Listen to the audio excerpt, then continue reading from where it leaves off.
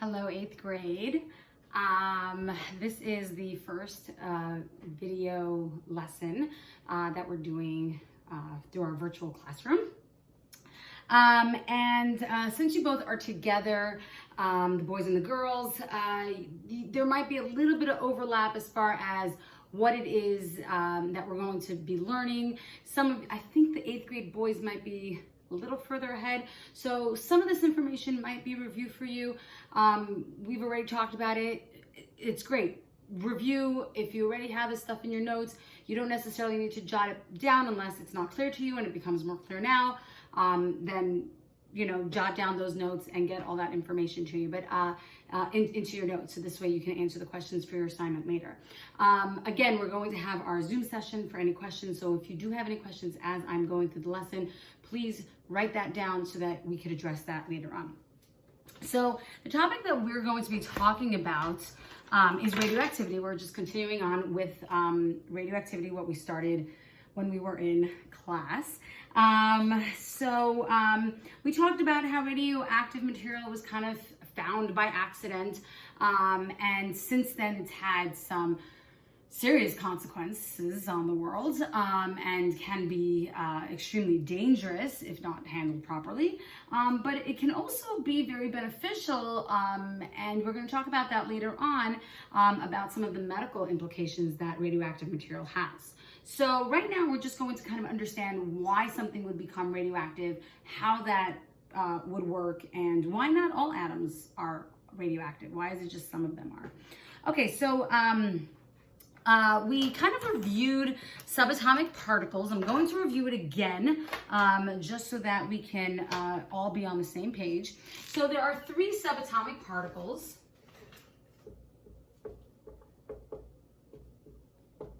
So I have a little board here in my house. I put up some paintings so we can get some color in this classroom. It was so dull. Hopefully you guys will enjoy it a little bit. I know it's not the same as regular classroom, but we'll do the best we can to make it fun. All right, so we have 3 subatomic particles. We have protons, which we know has a positive charge. We have neutrons, which we know have no charge, and we'll just put it as a 0 because there's 0 charge. And then there's electrons, and electrons have a negative charge.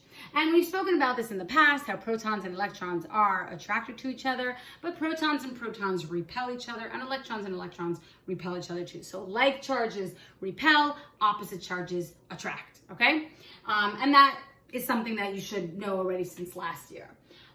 Neutrons, however, are neutral. They don't have any charge. So they don't attract or repel any of the other subatomic particles. They're just kind of there, okay? And they do play a very, very important role. We're going to talk about that soon. The other thing that we talked about is the weight of these subatomic particles, okay? So when we discuss the weight of a subatomic particle, we're talking about something that is so incredibly tiny, tiny, tiny. We actually have no way of seeing it. It's not something you can even see under a microscope. They're so small. I mentioned this, I believe, in both classes, that if you were to measure it in grams, it's not even a practical form of measurement because we'd be using these crazy small numbers, and we just end up with tons and tons of zeros. It's just not practical. So I believe we talked about how a proton in grams would be like 1.7 times 10 to the negative 24 grams. That's a decimal with 23 zeros and a 1 and a 7 at the end. I mean, we would be dealing with these crazy numbers, these tons of zeros. It's just not practical to mathematically use those types of numbers. And so scientists came up with a different way of measuring, a different unit, really, right? A different unit of measuring subatomic particles, and that's in AMUs. And AMU stands for atomic mass unit. okay? And this is something we're already reviewed, so I'm not gonna write it down.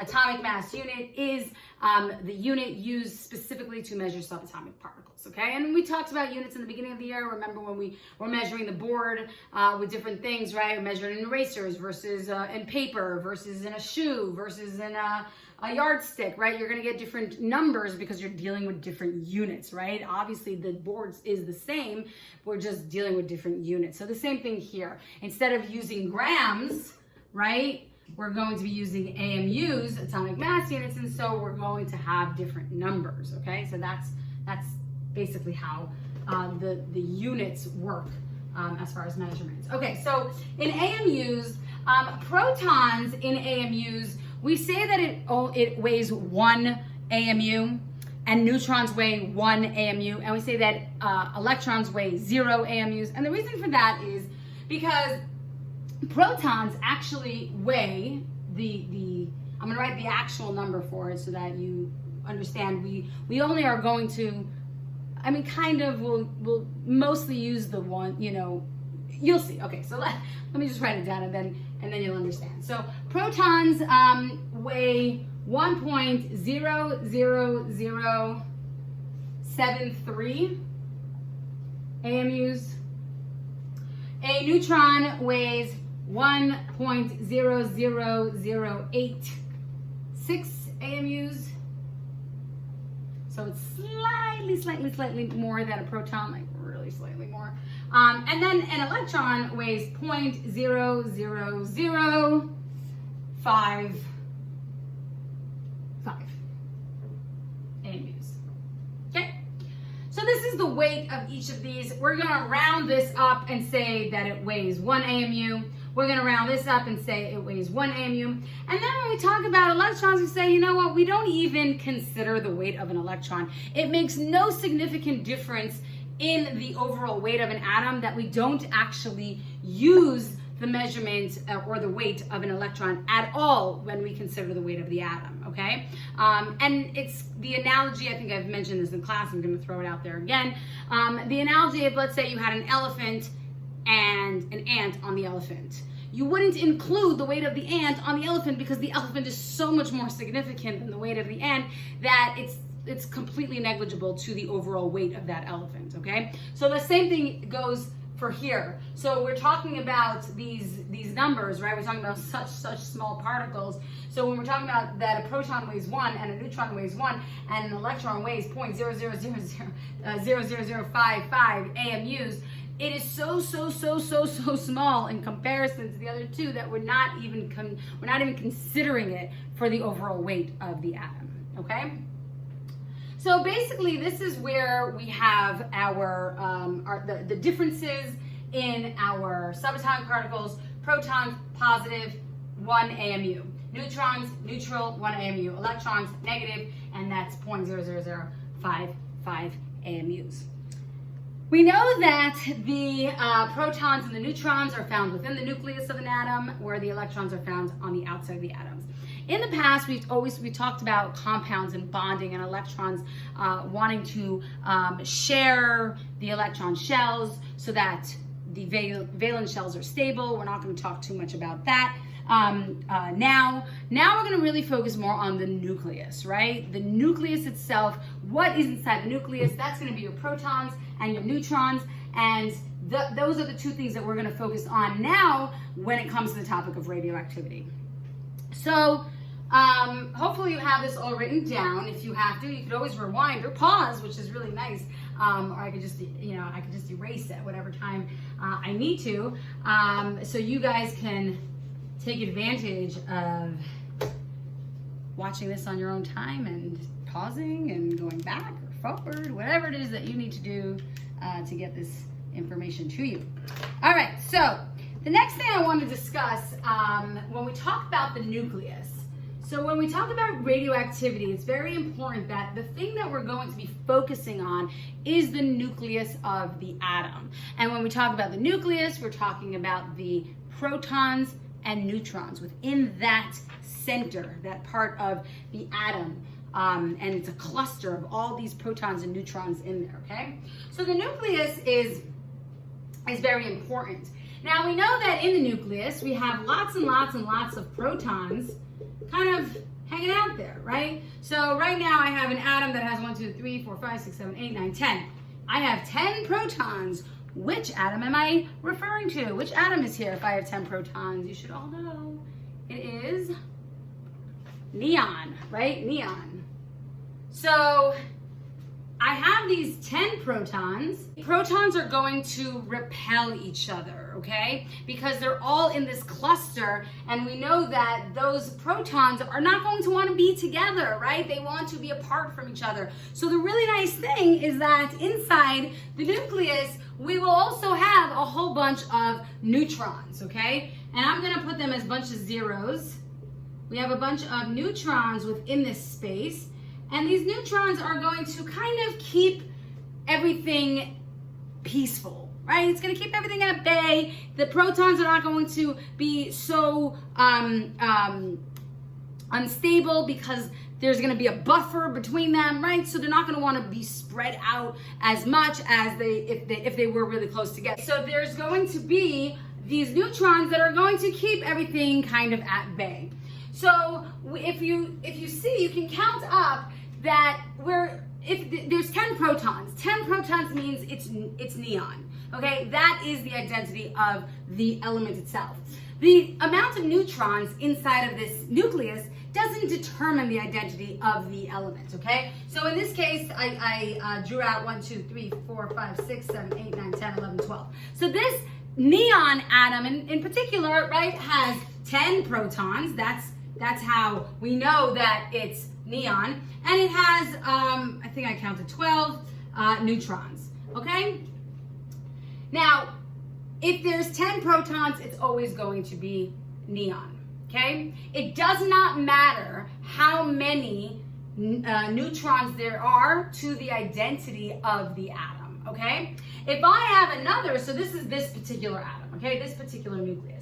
If I have another nucleus, right, and I have 1, 2, 3, 4, 5, 6, 7, 8, 9, 10, okay, that means I have neon, right? So 10 protons, but in this particular case, instead of having 12 neutrons, we'll have 1, 2, 3, 4, 5, 6, 7, 8, 9, 10, 11 neutrons, okay? So in this one, we have 11 neutrons, but still 10 protons, still neon, right? But in this nucleus, I have a different amount of neutrons, okay? Now, this atom and this atom are the same element. They both have 10 protons. They both are neon, okay? However, this one has 12 neutrons and this one has 11 neutrons. So because there's a difference in the number of neutrons, but there is no difference in the number of protons, which means they are elements, right? They are atoms of the same element. So if they are atoms of the same element, but they have different number of neutrons, then these are called isotopes. And isotopes basically state that they are atoms with the same number of protons. I'm just going to write a P plus for protons because I have limited space here, but different number of neutrons. I'll write that out. Okay, so atoms with the same number of protons, but different number of neutrons. So in comparison to each other, this nucleus and this nucleus, these are now called isotopes of each other. They're a comparison of each other, okay? It doesn't state that I have a different number of protons and a different number of neutrons to the same atom, okay? Some students do confuse that. They'll say, oh, well, if I have 10 protons here and 12 neutrons here, that means that this one atom here must be an isotope. One atom itself cannot be an isotope. It has to be in comparison to another atom of the same kind. So if I had, let's say, 1, 2, 3, 4, 5, 6 protons, which makes it carbon, right? And I had 1, 2, 3, 4, 5, 6, 7, 8, 9, 10, 11, 12 neutrons, right? So I have 6 protons, 12 neutrons, which by the way wouldn't happen really in reality. Is way too many neutrons for an atom that has 6 protons. It doesn't need that many, but we'll get to that later on. So this atom, are these going to be isotopes of each other? No. And the reason for that is because this has 6 protons, this is carbon. This is 10 protons, that's neon. Carbon and neon can't be isotopes of each other because you need to have the same number of protons in order for it to be considered an isotope, okay?